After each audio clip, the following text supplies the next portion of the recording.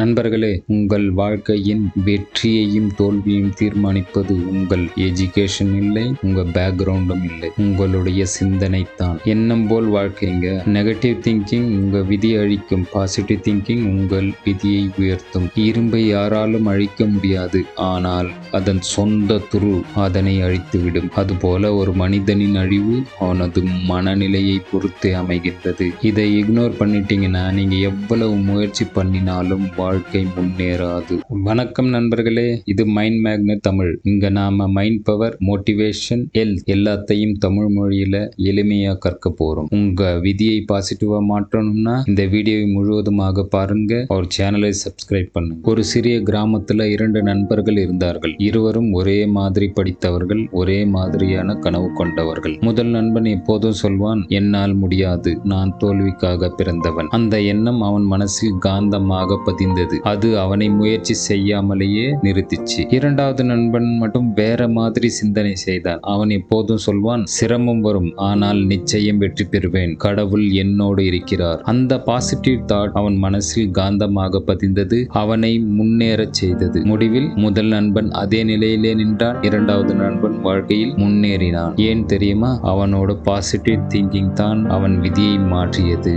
இந்த உண்மைக்கு சிறந்த உதாரணம் கூற வேண்டுமானால் நம்முடைய புராண இதிகாசமான ராமாயணத்தில் வரும் ராவணன் சக்தி, அறிவு ஆகியவற்றில் பெரும் வல்லமை பெற்றவராக இருந்தாலும் அவருடைய தவறான எண்ணங்கள் அவரை இறுதியில் அழிவுக்கே தள்ளியது. இந்த உண்மை இதிகாசங்களில் மட்டுமல்ல, தற்போதைய காலத்திற்கும் பொருந்தும். இதற்கு ஒரு சிறந்த எடுத்துக்காட்டு MS தோனியின் வாழ்க்கை.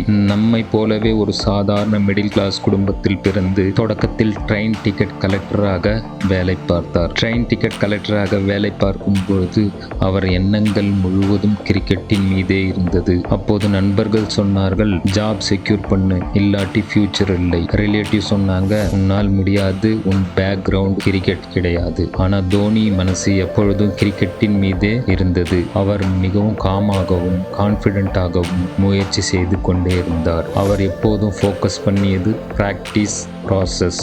தொடக்கத்தில் பல தடைகள், பல தோல்விகள். அனைத்து தடைகளையும் தவிடு பொடியாக்கி அனைத்து தோல்விகளையும் வெற்றியின் படிக்கட்டுகளாக மாற்றியது அவருடைய சிந்தனை. முடிவில் என்ன நடந்தது? World cup, champion trophy, T20 எல்லாம் இந்தியாவுக்காக வாங்கி கொடுத்தார். இன்று உலகமே அவரை கேப்டன் கூல் அழைக்கின்றது. அவரை ஸ்பெஷல் ஆக்கியது டேலண்ட் மட்டும் இல்லைங்க, அவருடைய பாசிட்டிவ் திங்கிங்கும் காம் மைண்ட் செட்டும் தான். நண்பர்களே, இது மோட்டிவேஷன் மட்டும் இல்ல, சயின்ஸும் கூட. நீங்க ஒரு பாசிட்டிவ் தாட்டை நினைக்கும் போது உங்க பிரெயின்ல புதிய கனெக்ஷன் உருவாகுது. உங்க மூளையில் உள்ள நியூரான்ஸ்கள் இடையே புதிய பாதை உருவாகின்றது. அந்த பாசிட்டிவ் தாட்டை நீங்கள் திரும்ப திரும்ப நினைக்கும் பொழுது அது உங்கள் சப்கான்சியஸ் மைண்டில் ஒரு புதிய புரோகிராமாக மாறிவிடுகின்றது. நண்பர்களே, என்ன இது நியூரான்ஸ், சப்கான்சியஸ் மைண்ட்? இதை பற்றி அடுத்து வரும் வீடியோக்களில் கூறுகின்றேன். மறக்காம சப்ஸ்கிரைப் பண்ணிக்கோங்க. அடுத்தடுத்து வரும் வீடியோக்களை ஃபாலோ பண்ணிக்கோங்க. இந்த பவர்ஃபுல்லான பாசிட்டிவ் திங்கிங்கை உங்கள் வாழ்க்கையில் சேர்க்க 4 எளிய வழிமுறைகள். ஸ்டெப் 1, வார்த்தைகளை கவனியுங்க. எப்பொழுதும் காமாகவும் கான்பிடென்டாகவும் பேசுங்க. நெகட்டிவ் வார்த்தைகளை அவாய்ட் பண்ணுங்க. உங்கள் மனதில் நெகட்டிவ் தாட் வந்தாலும் அதனை வார்த்தைகளில் சொல்லாதீர்கள். நெகட்டிவ் வார்த்தைகளை அவாய்ட் பண்ணுங்க. ஸ்டெப் 2, ஃபெயிலியர்ஸை லெசனா ட்ரீட் பண்ணுங்க. தோல்வியை கண்டு பயந்து விடாதீர்கள். அந்த தோல்வியிலும் வாழ்க்கை ஒரு வெற்றிக்கான பாதையை புதைத்து வைத்துள்ளது, மறைத்து வைத்துள்ளது. அந்த பாதையை கண்டுபிடியுங்கள், வெற்றி நிச்சயம். ஸ்டெப் 3, நெகட்டிவ் பீப்புளை தவிருங்கள். நெகட்டிவ் பீப்புள் உங்க எனர்ஜியை ட்ரெயின் பண்ணிடுவாங்க.